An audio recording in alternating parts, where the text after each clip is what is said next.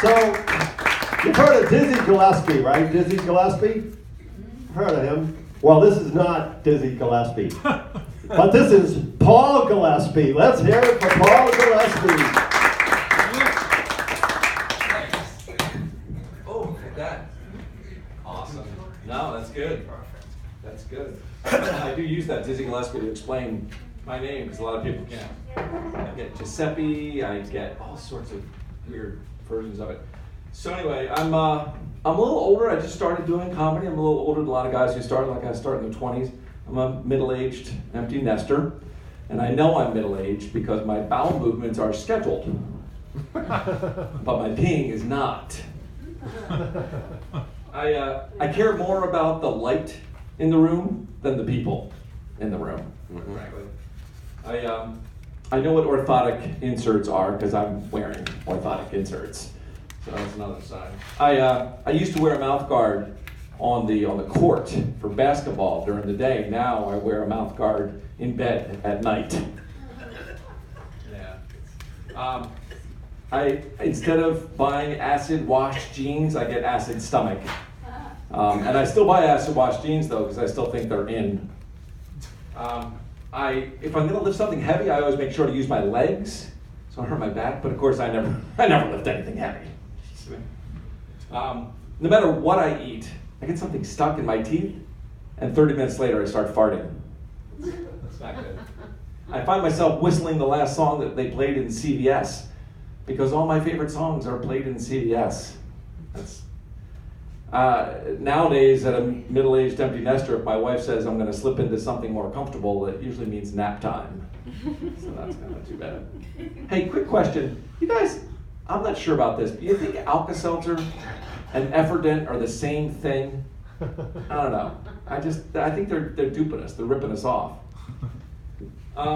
Yeah, I'm on the older side. I'm old enough to remember back when we used our phones just to make phone calls and to talk to people.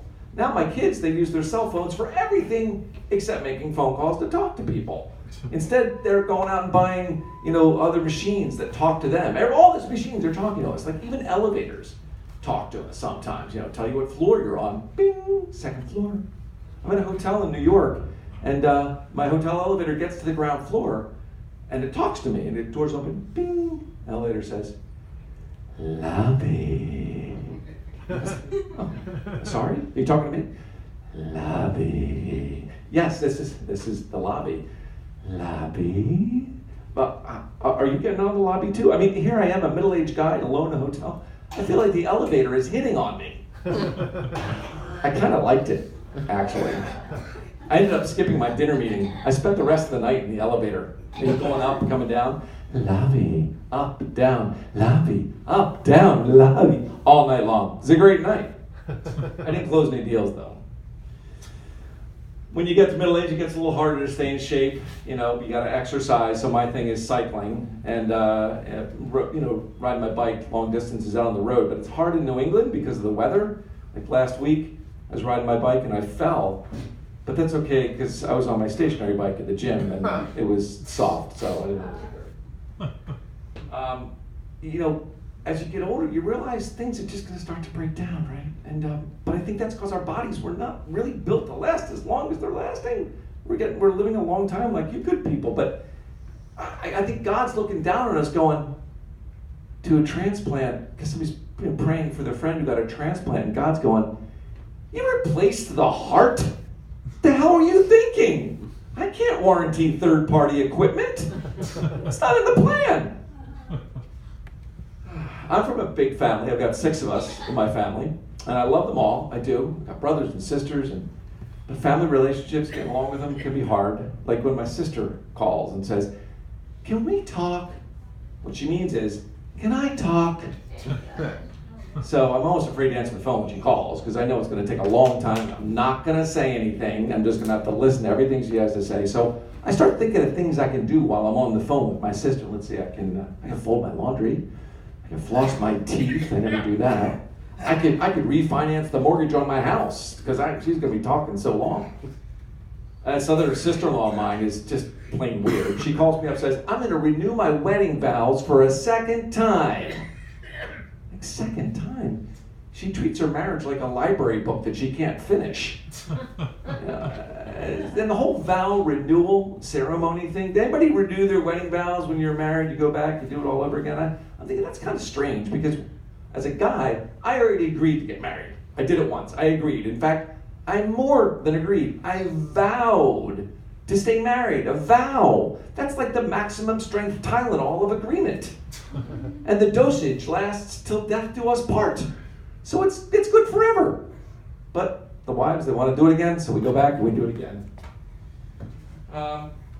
We've got this Pyrex measuring cup in our kitchen. You know the kind with the red writing on it? Every kitchen's got one in America. I was putting ours away the other day, and I looked on the bottom and it said, patent pending. Pending. I thought, what are they doing down there at the Patent and Trademark Office?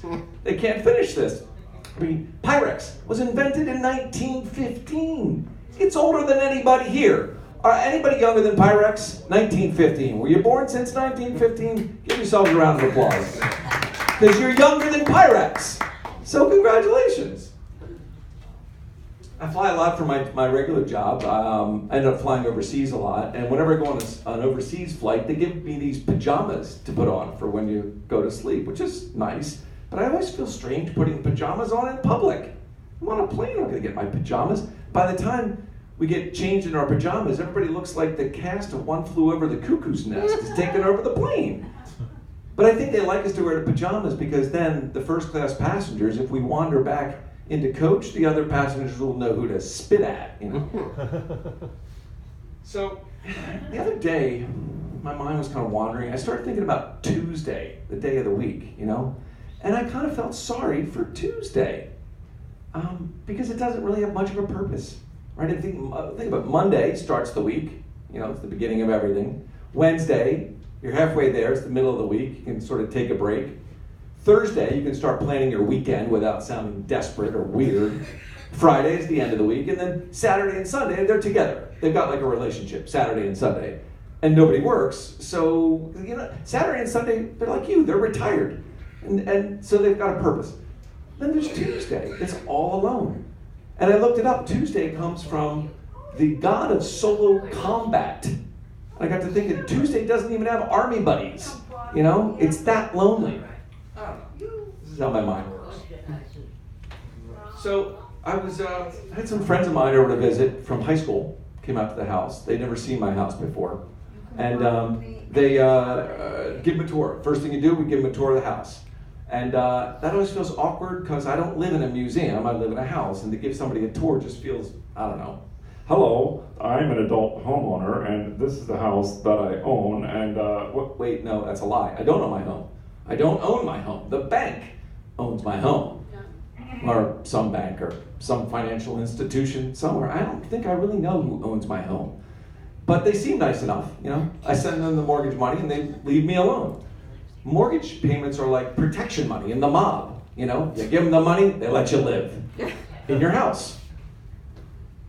So mortgage, I learned, comes from the Latin for the word dead. So that's to remind you that if you don't pay your mortgage, you're a dead man. Unless you refinance, which I do every time my sister calls. So I can keep paying protection money until death do us part. That's it for me, guys. Have a good night. Thanks a lot.